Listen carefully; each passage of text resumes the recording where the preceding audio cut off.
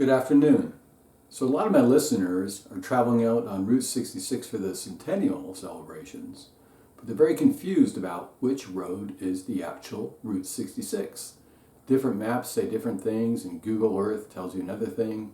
So today we're going to travel on the original 1926 Route 66 from the town of Bourbon, Missouri, through Cuba, and then Fanning, St. James, and finally the great town of Rolla. And I'll explain on the map step-by-step directions on how to get through the towns on the original Route 66. Thank you.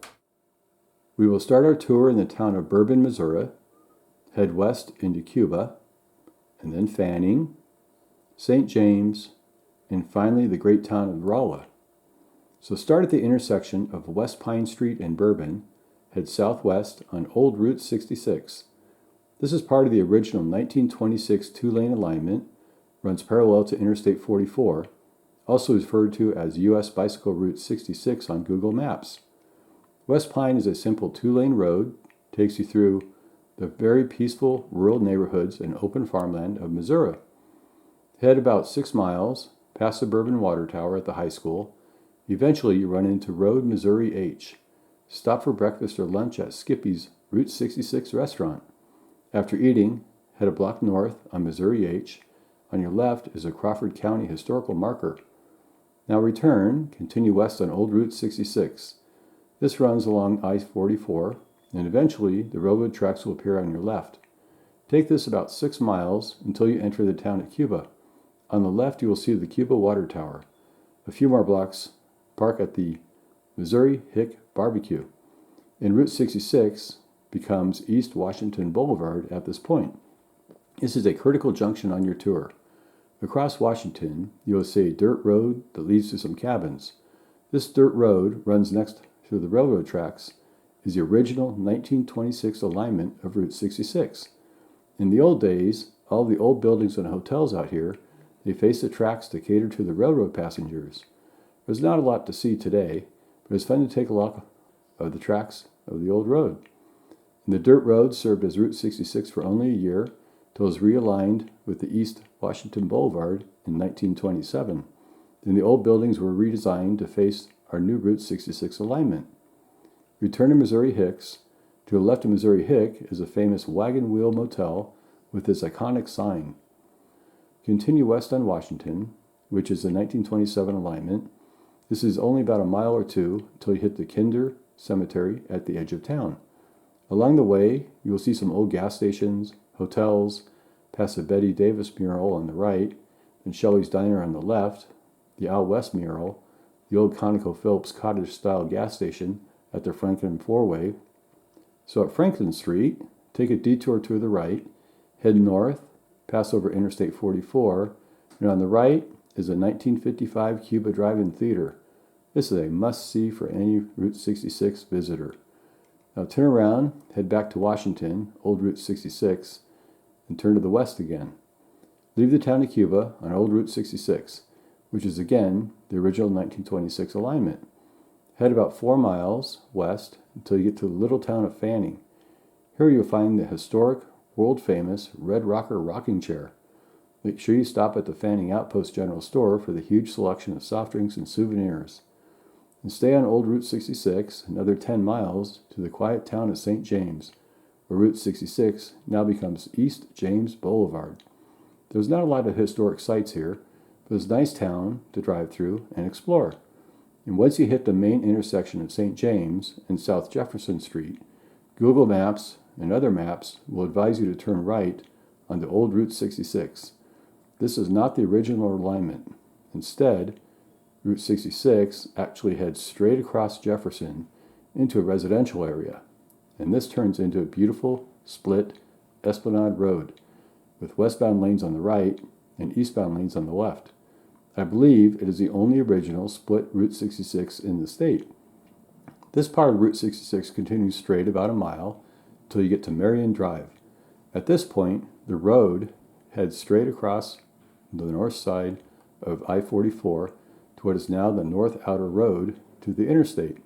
This section of the road is buried, so you have to make a U-turn, return to Jefferson, turn left, or head north, pass over I-44, then turn on the North Outer Road, which is our bypass Route 66 alignment. Here you find some old motels, but these are the bypass motels, not really part of our original 1926 road. The bypass road runs for about a mile, then merges back on the original Route 66 that is cut off by the freeway. Right about here, you reach the Route 66 pawn shop. That is where the original road would have crossed over I-44 to merge on the bypass road. So once again, you're on the original 1926 road on the North Outer Road for about 4.5 miles till you get to the Guardian 44 storage. At this point, Route 66 continues straight through the on and off ramps of the interstate at the Love's travel stop, and then cross over I-44 to the south once again at the Big Boys Towing and Recovery. But today, most of it's no longer around. But you will need to continue around old U.S. Route 66 bypass, and on the right will be the Rolla High Point Industrial Park. Then you will pass Big Boys, past Catalytic Innovations, then merge north onto Highway 39, which again is our original 1926 road. On the south side of the interstate, Route 66 made a very sharp dead man's curve, turned up the north to merge on today's Highway 39. Later in the 1940s, the road was straightened, ran beside the railroad tracks, headed north to County Road 2000. None of this on the south side of I-44 is accessible today, but the northern portion does wrap around and merge back with the 1926 road at Highway 63. Back to our original route on Highway 39, at the fork and the road, turn right up Road 39. This is our original Route 66 as it comes north past Dead Man's Curve. The road going straight is newer, designed for some industrial trucks. There's nothing up Highway 39 except some industrial sites and small homes, but it's a pleasant drive into town. And Road 39 turns into County Road 2020, just past the Filter Tech building, then continues straight, and then renamed County Road 2040 at the Tabernacle of Praise. Just ahead, Route 66 makes a left turn to merge onto County Road 2000, which is our 1940s Route 66 alignment. Merge onto the new alignment, continue south, merge onto Highway 63. At this point, this is our 1926 to 1950s Route 66 alignment all the way into the heart of town. Pass over I-44, then head straight until you come into IHOP. This is the intersection of North Pine Street, which is our 1926 Route 66 through Rolla. If you continue straight, this is the 1940s bypass alignment. You will pass through the Missouri University of Science and Technology. This road is called Old Route 66 on the maps, but it's not our original 1926 road. The original road is turning left at IHOP on North Pine Street, and also known as City 66. Continue south on North Pine. Today, when you hit West 12th Street, Pine becomes a one-way street headed north, so you'll have to park and walk or meander around the end and come back. The more Route 66 elements here, murals, attractions, the Phelps County Bank. This continues until it dead ends at the railroad, then turn right on 6th Street, which is still our 1926 Route 66 road. Then turn right at 6th Street for a few blocks, merge onto Kings Highway, which then meets up with our 1940s bypass Old Route 66 road that we avoided at the IHOP.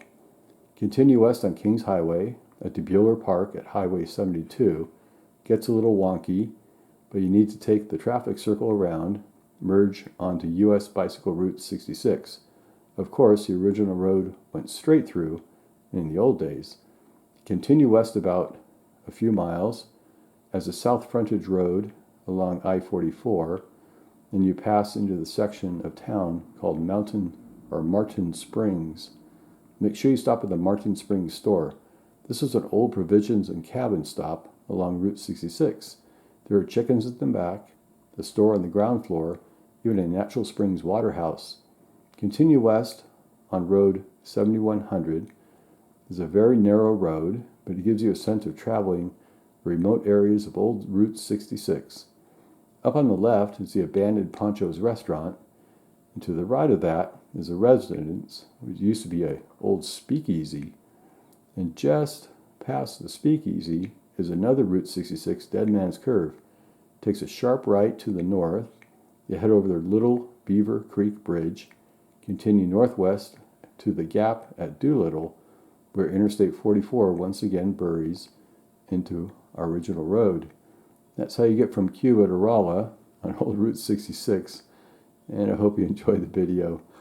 And if you look at the comments in my descriptions, you'll find videos of each of these little towns and all the great things to see and where to get around and enjoy Route 66. So anyway, that's all you got today. So thanks for watching. Hope you like that. Have a great day. Bye.